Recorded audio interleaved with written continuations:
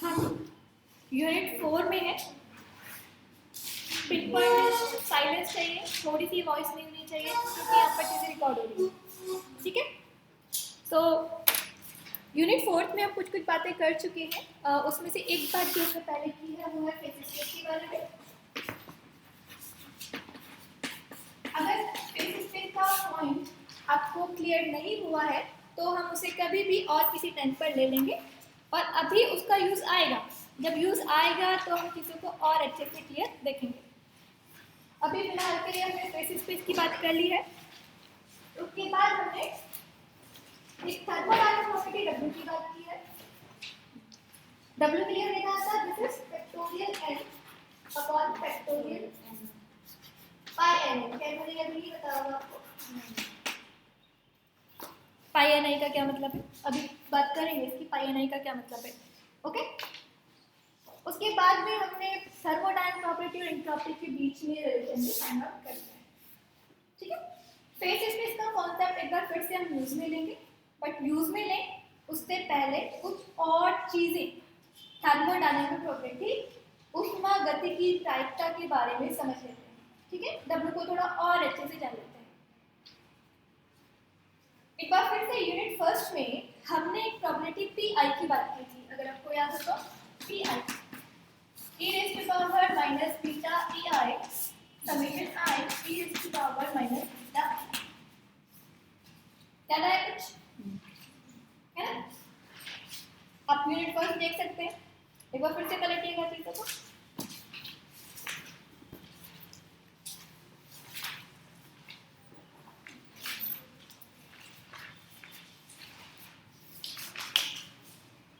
तो unit first में हमने प्रोबेबिलिटी पी आई की बात की है।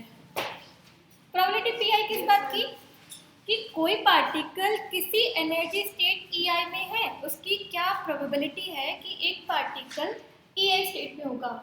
अभी तक हमने चीज़ों को सिर्फ ऑनलाइन किया है, एक बार फिर से हम चीज़ों को ऑफलाइन देख लेते हैं। हम क्या बात करते हैं, हम हमेशा ही एक सिस्टम की बात करते हैं और सिस्टम हमेशा ही कन्फाइंड होता है अंडर सर्टेन बाउंड्रीज और बेसिकली हम इसे कहते हैं इंसुलेटेड सिस्टम।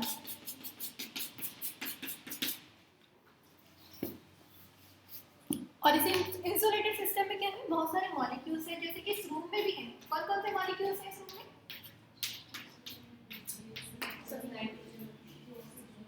और भी एक दो और नाम लो। कार्बन डाइऑक्साइड, नाइट्रोजन है, ऑक्सीजन है, हाइड्रोजन है, ये सब मिक्सिंग है, ठीक है। ये सारी गैसेस यहाँ पर हैं। तो इसमें सिस्टम नहीं है इसलिए हम बात कर रहे हैं। सिस्टम में क्या है, गैसेस पार्टिकल हैं और गैसेस पार्टिकल में क्या है, मॉलिक्यूल्स हैं बेसिकली।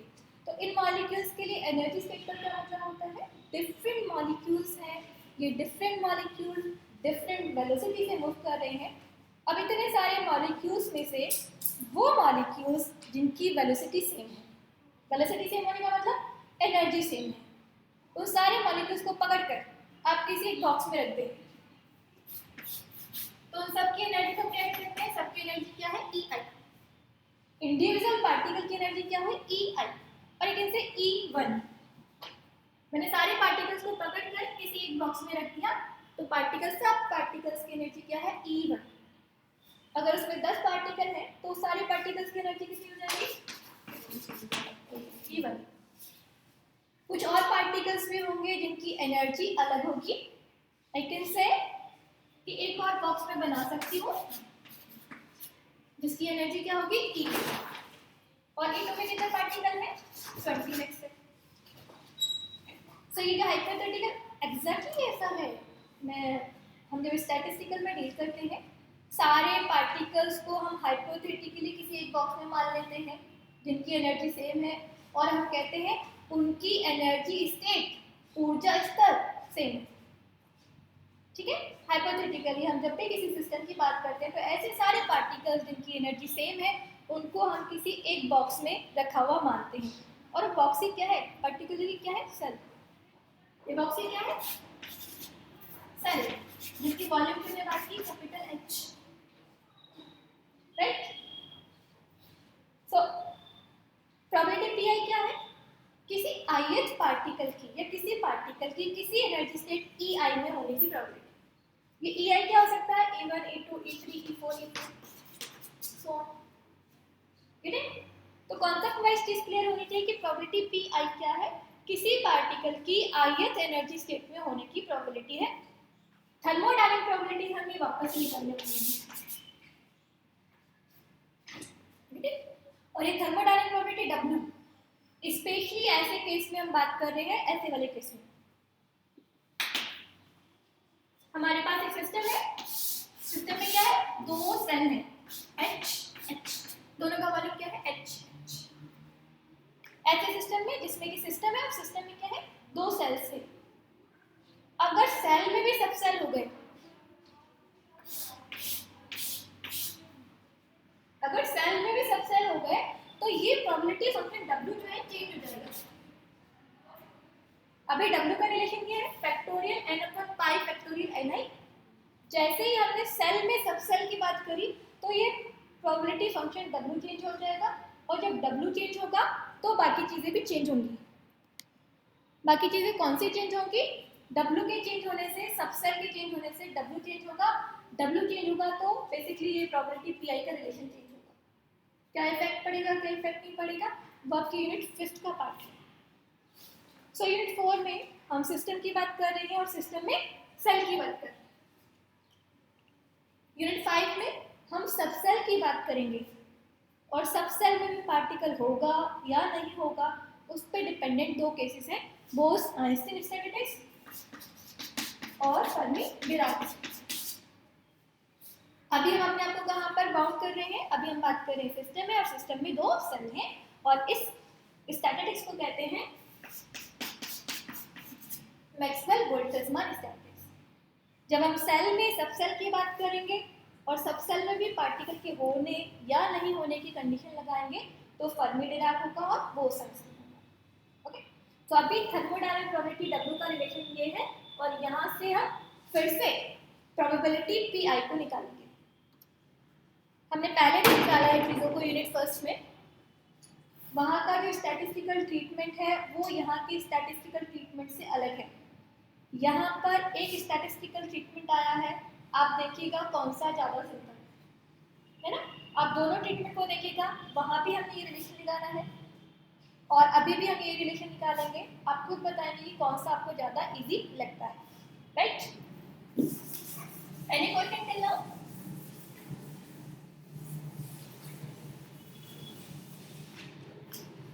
जब कोई सवाल नहीं आता तो मुझे लगता है या तो चीज़ें प्रॉपर्ली समझ में आ गई है, या तो सब कुछ ही समझ में आ गया है, या फिर दूसरी केस क्या होता है?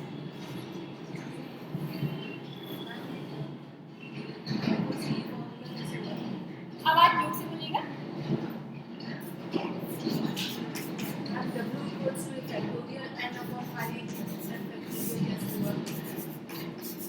ये फॉर्मूला तो आपने बताया था, ये वाला बताया था मैंने, हाँ प्रीवियस क्लास में बताया था, है ना?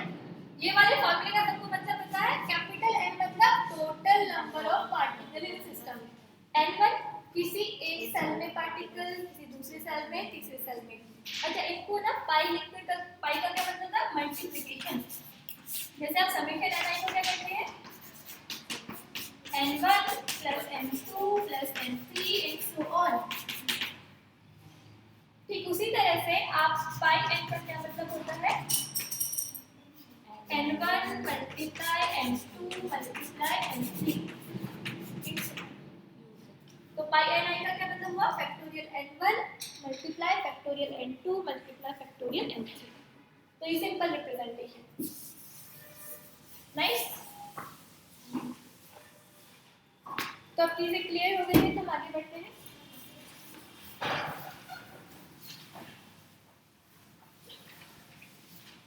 जरा देखते हैं इससे कैसे हमें रिलेशन मिलेगा। रिलेशन लाने के लिए सबसे पहले इसका लॉग लेते हैं। लॉग ई करते हैं,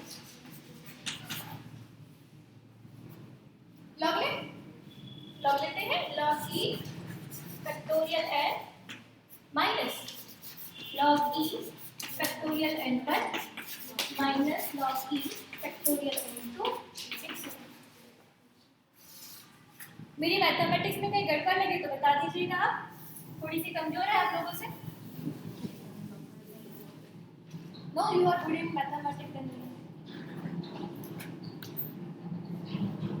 सो नाउ ये second, third and fourth term को देखिएगा, क्या मैं इसे लिख सकती हूँ या कोई प्रॉब्लम है आप लोगों को?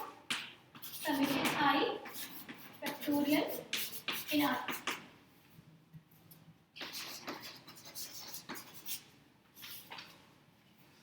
मैथमेटिकली इज ओके, लिखा जा सकता है।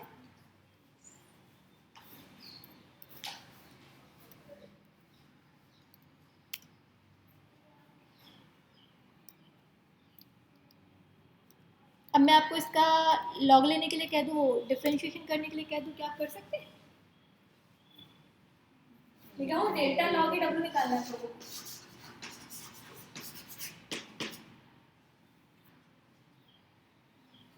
क्या जा सकता है? नहीं, कभी फैक्टोरियल का डिफरेंशिएशन किया है? कभी मैथमेटिक्स में ऐसी टर्म है जिसमें फैक्टोरियल का डिफरेंशिएशन हुआ? नहीं हुआ। नहीं हुआ तो मैं ही बताती हूँ आपको कैसे होता है। जब भी फैक्टोरियल का डिफरेंशिएशन होता है तो एक स्टर्लिंग अप्रॉक्सीमेशन है,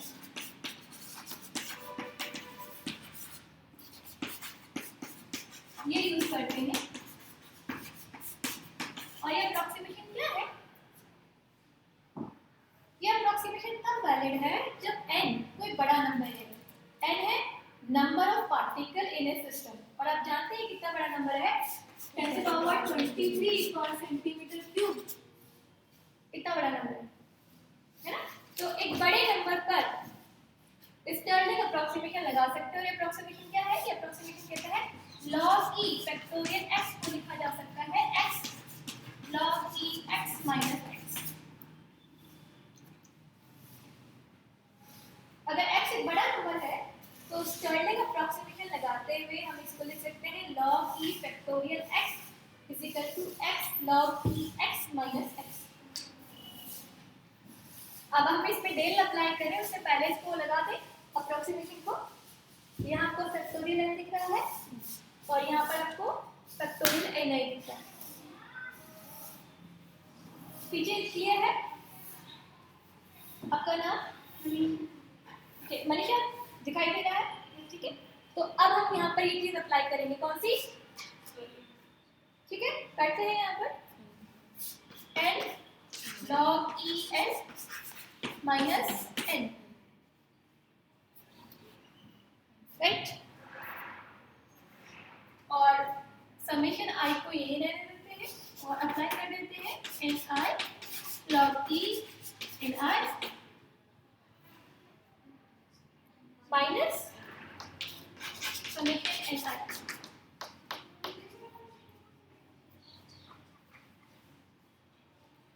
जी आप प्रोबेबिलिटी देखें नो, आप बुक बंद कर दीजिए। अगर आपको बुक ही पढ़ना है तो आप घर पे बैठ के पढ़ सकते हैं। Why to come here? Everybody has to write in the notebook. और बुक में इसका सॉल्यूशन है भी नहीं। So summation ni, can you tell me summation ni की वैल्यू कितनी होगी? n। So हम summation ni को लिख सकते हैं n। ये मैंने माइनस n लगाया क्या? हाँ, तो मैं बोला क्यों नहीं? मैंने कहा था ना मेरे से ज्यादा मैथमेटिक्स आपकी अच्छी है। सो अब देखिए यहाँ पर आ रहा है माइनस n और वहाँ पर आ रहा है plus n। So we can cut. चलिए देखिए अब क्या क्या बच गया है, उसी पर हम चीज अप्लाई करनी है।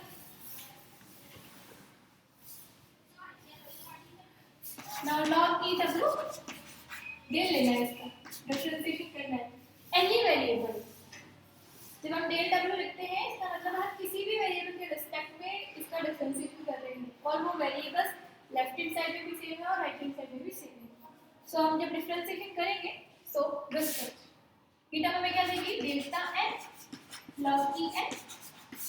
एक टर्म पहले हम x का डिफरेंशिएशन करेंगे, so delta n log e n। ये वाले n का भी डिफरेंशिएशन होना है, सो प्लस 1/n।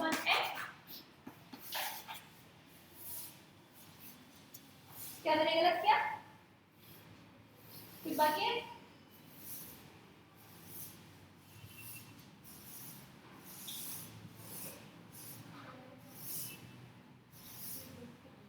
ठीक है, 1/n n delta n, right?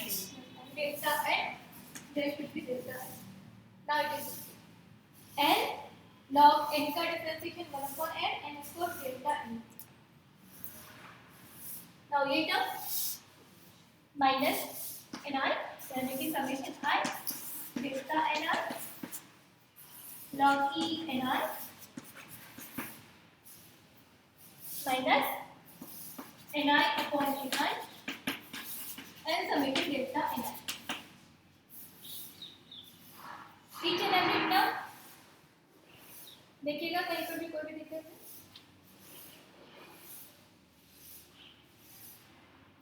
नीचे वाले को क्लियर कर दूं मैं.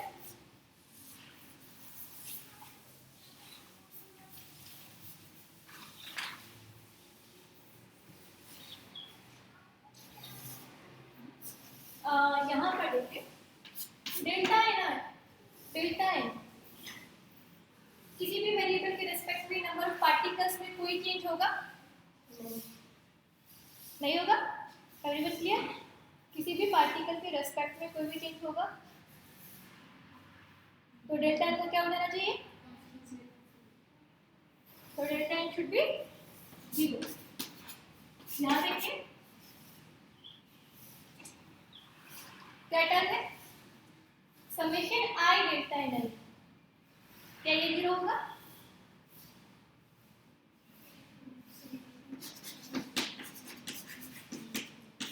Is it 0?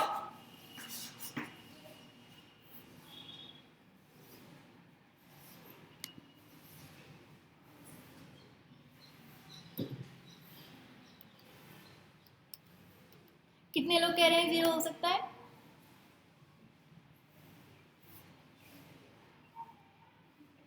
बड़ा कंफ्यूजन है तो कितना कंफ्यूजन क्यों होना चाहिए? कोई चेंज नहीं हो रहा. अच्छा, होना चाहिए इसमें एक बड़ी इंपॉर्टेंट चीज है. क्यों होना चाहिए उसको समझना ज्यादा इंपॉर्टेंट है. होना चाहिए बट कैसे होगा वो ज्यादा इंपॉर्टेंट है. इसको हम अगर ओपन करें तो delta n1 plus delta n2 delta n3 it's on. So basically summation delta ni क्या है? It is delta n. Summation delta ni is delta n और डेल्टा n क्या है? 0. अब इस समेशन में एक बात बड़ी इंपॉर्टेंट है. Delta n1 is not equal to 0. This is not equal to 0. Delta n2 0 नहीं है, डेल्टा n3 भी 0 नहीं है, बट इनका एडिशन जो है वो 0 है. कैसे? हम क्या कह रहे थे? हमारे सिस्टम में बहुत सारे पार्टिकल्स हैं और इन पार्टिकल्स में से हमने कुछ पार्टिकल जिनकी एनर्जी E1 है उसको एक बॉक्स में रख लिया. कुछ और पार्टिकल है जिनको हम दूसरे बॉक्स में रख लिए, तीसरे चौथे बॉक्स. अब पार्टिकल फिक्स नहीं है ना, ये नंबर फिक्स नहीं है n1 n2 n3. गेटिंग? ये जो नंबर ऑफ पार्टिकल है फिक्स नहीं है जब तक हम इक्विलिब्रियम स्टेट की बात ना करें. यानी कि रिमेंबर 4 इसमें हो सकते हैं बट ये 4 जरूरी नहीं हमेशा इसमें हो. सो ये जो नंबर है एक सेल में n1 बदल सकता है.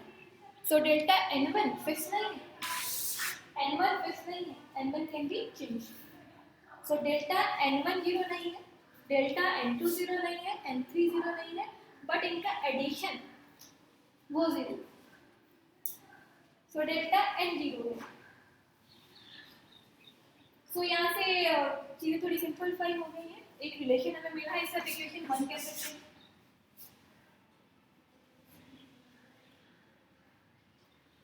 और यहाँ से मैं चीज़ों को थोड़ा इरेज कर देती हूँ.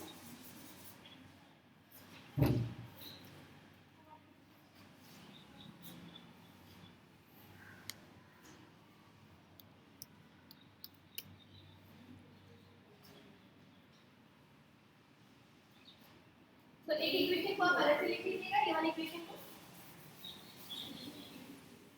तो ऊपर सॉल्व करते हैं. ऊपर डेल्टा n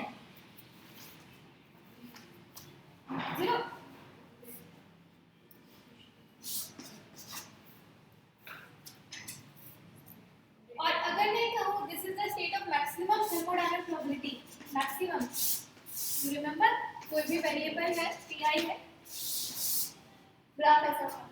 तो एक पर्टिकुलर केस में या मैं कहूँ इक्विलिब्रियम स्टेट में जिसमें थर्मोडायनामिक प्रोबेबिलिटी मैक्सिमम होती है, इक्विलिब्रियम स्टेट में जिसमें कि थर्मोडायनामिक प्रोबेबिलिटी मैक्सिमम होती है, उस केस में ये भी क्या हो जाना चाहिए, डब्ल्यू क्या हो जाना चाहिए, सुनाई नहीं दे रहा है हमें। उस केस में लेफ्ट हैंड साइड को क्या हो जाना चाहिए, W मैक्सिमम होगा तो लेफ्ट हैंड साइड को क्या होगा, 0 exactly. So it must be equation में सब जगह 0 हो गई है, ये 0 ये 0 ये 0 सब 0, समेशन डेल्टा है ये भी 0 था और क्या 0 हो गया। अच्छा ये सब 0 हो गया तो ये भी क्या हो जाएगा, सब 0 हो गए हैं। लेट्स सी क्या मिलेगा एफिशिएंसी से हमें, ये भी 0, एवरीथिंग 0। तो 0 होने के बाद भी हमें क्या मिलता है वो हम फोकस करते हैं। इक्वेशन 1 इक्वेशन 2,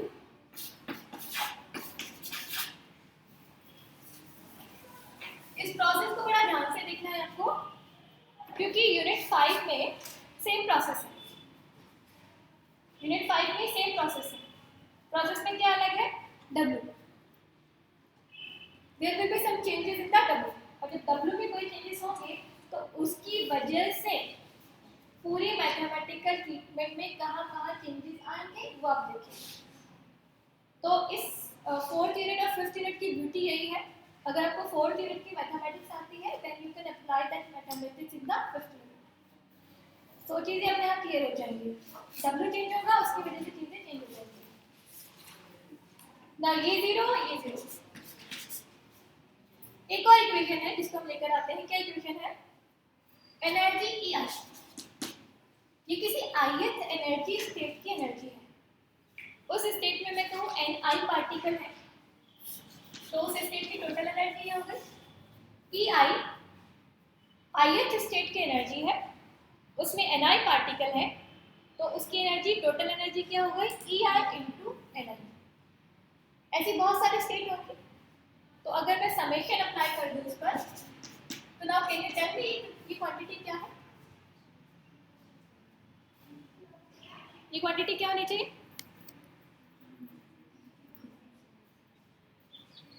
ये क्वांटिटी क्या होगी, Ei एनर्जी है एक स्टेट की, Ni उसमें नंबर ऑफ पार्टिकल है, सो Ei multiply Ni, this is energy of that state.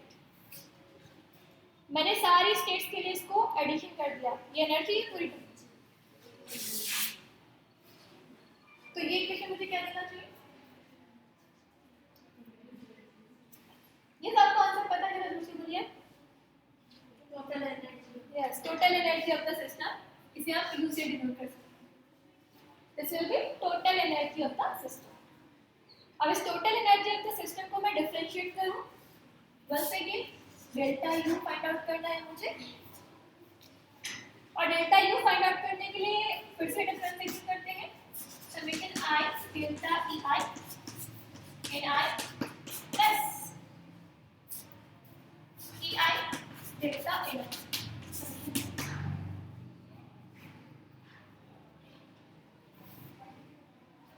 कुछ 0 होगा इसमें, लेफ्ट हैंड साइड पहले तो इसकी बात कर लेते हैं, क्या 0 होगा,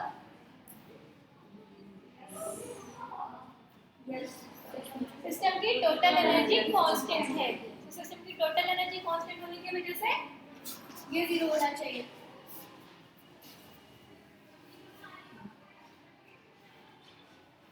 जरा इधर देखते हैं क्या ये 0 हो सकता है,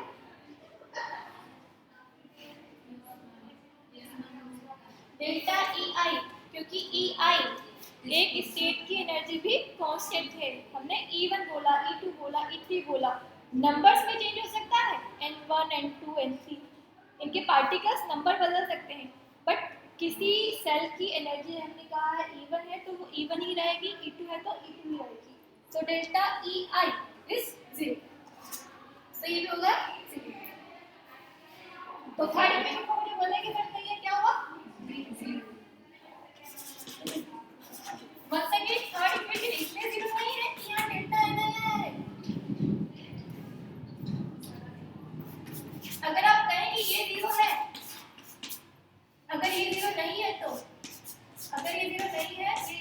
जीरो नहीं है तो ये जीरो होगा, ऐसा नहीं। मैथमेटिकली देखिए ये इक्वेशन तब जीरो है जब ये जीरो है, ये जीरो है। अगर आपको लगे कि यहाँ पर समेशन डेल्टा आना ही आया है उसकी वजह से ये जीरो है तो ऐसा नहीं। Summation delta n i individually zero है, बट अगर इसमें ई आई का मल्टीप्लिकेशन हो गया then this term is not equal to zero, right. तो हमारे पास तीन इक्वेशन है, तीन इक्वेशन में कुछ एडिशन और कुछ मल्टीप्लिकेशन करेंगे हम लोग। इस इक्वेशन को मल्टीप्लाई करते हैं माइनस लॉग ई अल्फा से, इस इक्वेशन को मल्टीप्लाई करते हैं बीटा से। ये मैं नहीं कह रही हूँ, ये जब भी किसी साइंटिस्ट ने, थ्योरेटिकल साइंटिस्ट ने ये सब चीज़ें प्रपोज की होंगी तो उसने मैथमेटिकल ट्रीटमेंट बनाया होगा और बना के देखा कि ये चीज़ों को करने से ये चीज़ें सिंप्लीफाई होती हैं। सो मैंने भी मल्टीप्लाई कर दिया माइनस लॉग ई अल्फा से और इधर बीटा से। अब इन तीनों इक्वेशंस को हम ऐड कर देते हैं, जोड़ दीजिए तीनों को आपस में।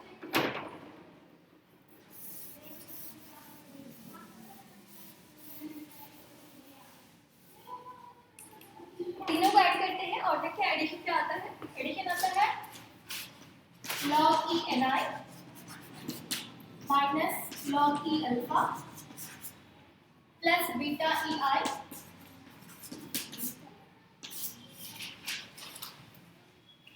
And delta n i summation i equal to 0।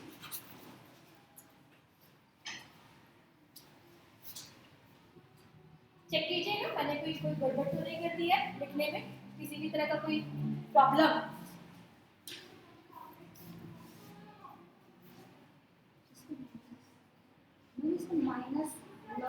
Minus log E alpha से मल्टीप्लाई करना है, माइनस लॉग ई अल्फा से मल्टीप्लाई करना है।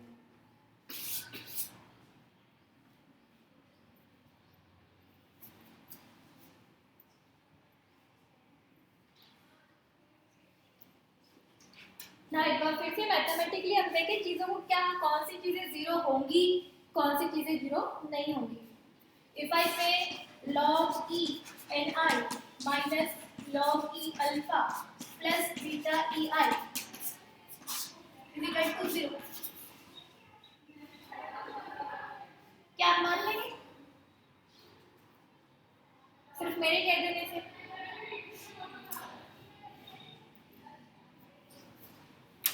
मेरे कह देने से ये बात सही हो जाती है कि इस इक्वेशन में ये टर्म जीरो है।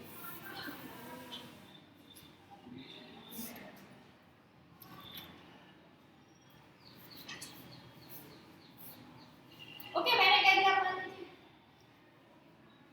नहीं लगता नहीं ऐसा जीरो होगी, हो भी सकती है। होने का क्या कारण है वो थोड़ा सा देखना पड़ेगा हमें ना। हो भी सकती है कि जीरो हो, बट क्यों है ये देखना पड़ेगा है ना। क्यों है ये देखने के लिए इसको ओपन कर दीजिए। ओपन करने का मतलब हुआ log e n1 minus log e alpha plus beta e1 delta n1। दूसरी equation log e n2 minus log e alpha plus beta e2 and so on that equal to 0। Delta n2 भी है यहाँ पर। Now इस equation को true होने के लिए क्या जरूरी है, इसमें इंडिविजुअल टर्म का जीरो होना जरूरी है। जब भी ऐसी कोई इक्वेशन होती है तो उसमें कहते हैं आप इंडिविजुअल टर्म जीरो होगी, यानी कि ये जीरो होगा, ये भी जीरो होगा and so mathematically individual term का जीरो होना जरूरी है। अब इंडिविजुअल टर्म में ये टर्म जीरो, उसके लिए क्या जरूरी है? क्या डेल्टा n में जीरो है? तो अगर डेल्टा n में जीरो नहीं है तो क्या जीरो होना चाहिए?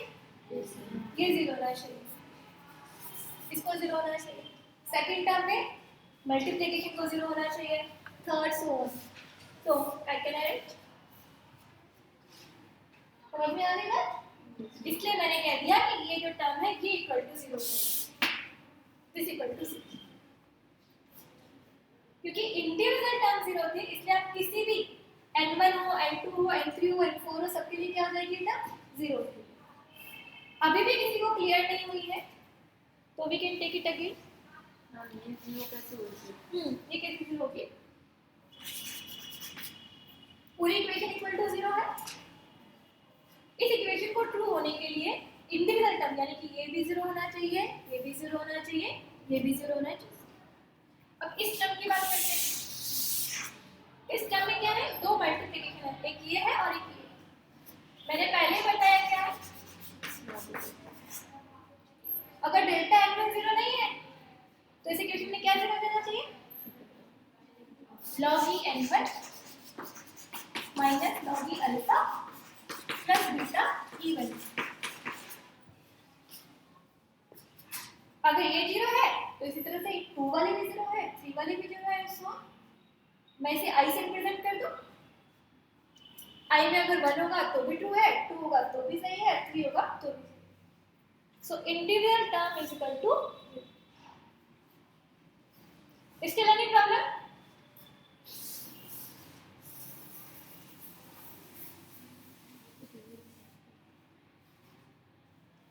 कोई समस्या? कल्पना ठीक? आप चीजों को सॉल्व कर लीजिए, फटाफट एनआई बताइए। इससे एनआई कितना आएगा? सॉलिड एनआई बता दीजिए कितना आएगा?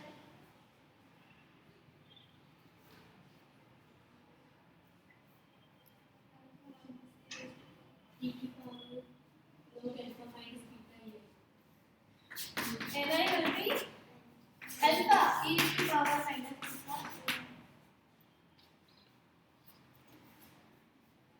लिख लीजिए, बहुत सिंपल सॉल्यूशन है।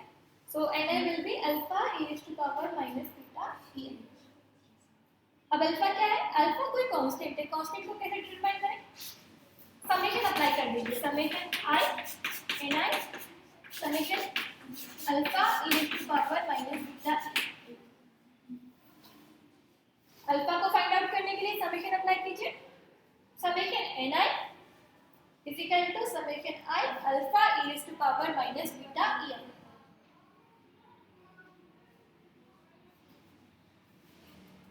Now summation ni क्या है?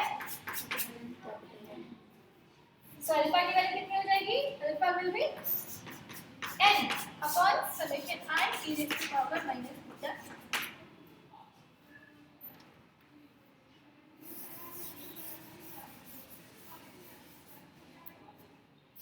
अल्फा की वैल्यू को पुट कर देते हैं तो ni कितना आ जाएगा?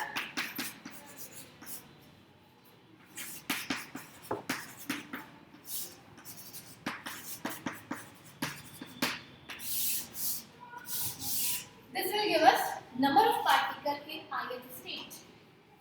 ith state में कितने नंबर ऑफ पार्टिकल है वो हमें इससे मिल सकता है। और प्रोबेबिलिटी pi क्या होती है? प्रोबेबिलिटी pi होती है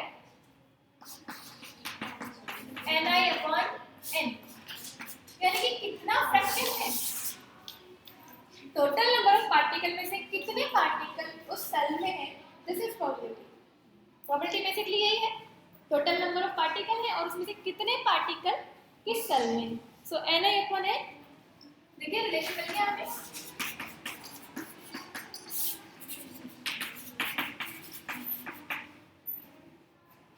It is okay? So now we with the probability pi। probability pi की वैल्यू क्या होगी? Any doubt? Any question?